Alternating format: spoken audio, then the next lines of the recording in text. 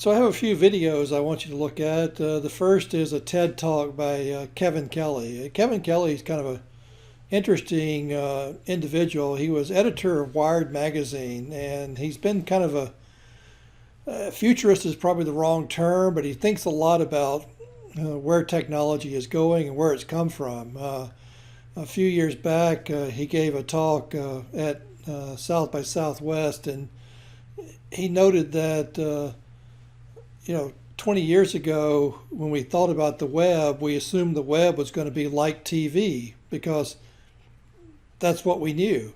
And if you go back 20 years before that, TV assumed that they would be showing basically radio shows, and of course that's what they knew. And so we didn't do a good job of forecasting television. We haven't done a good job of forecasting where the web's going. But he's written a book recently called The Inevitable, and he talks about in this TED Talk, about how some things do seem to be mega trends. He said the internet is a trend that is foreseeable. Twitter was not foreseeable. Mobile phones were something that you could conceive of as being inevitable.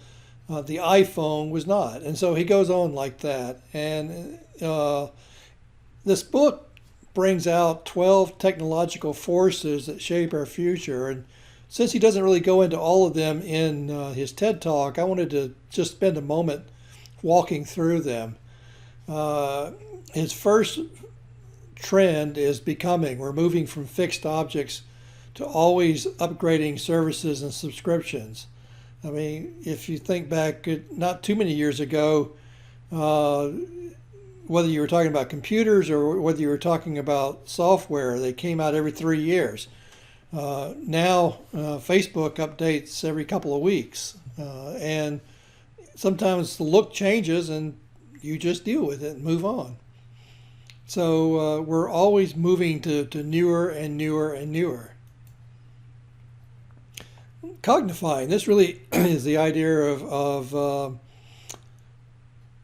artificial intelligence becoming embedded in everything we're doing. And any of us that now carry a smartphone, we're accessing the web on the phone, something we never did 10, 15 years ago. Flowing, the unstoppable streams that are happening in real time and are embedded into our lives now. So we're continually pulling things in and dipping into the stream. I mentioned this one last week, screening. Basically, all surfaces potentially become screens. There's emerging technology that takes the idea of a wristwatch, but it's such a small screen that it projects onto a surface, like onto your arm, so that you can manipulate it and do things. And we're seeing more and more screens all around us that are not something we passively look at, but something we actually interact with. Accessing, we're moving from where we own things to where we access things. A lot of our services now, if you, not too many years ago, you used to buy records, and now you access movies through something like Pandora or Spotify or something. So we're shifting to continually the ability to continually get things we want without having to own them. Sharing is collaboration at a massive scale, and any of you that are in Facebook or Instagram know that we share a lot, and yet one of the things Kelly writes in this book is that we're still only beginning to share, and it's going to continue to grow as a phenomenon. Filtering, which is basically taking this glut of information that's on the web and filtering it down so that it's our information, it's what we want. Pulling in, instead of getting a newspaper that has lots of information for lots of people, we have customized news coming directly to our phones or to our tablets or our desktops. Remixing is really messing with the copyright laws, but it's the idea of taking lots of things other people have developed and recombining them in new and innovative ways. And whether that's involved in putting together something like this video or remixing code to make a new product, remixing is becoming part and parcel of how the web works. Interacting is our interacting with the web and it basically being part and parcel of our life. I'm amazed now by these new products coming out from Amazon and Google that have little boxes that sit in your house and you talk to them and they talk back to you. That's going to grow.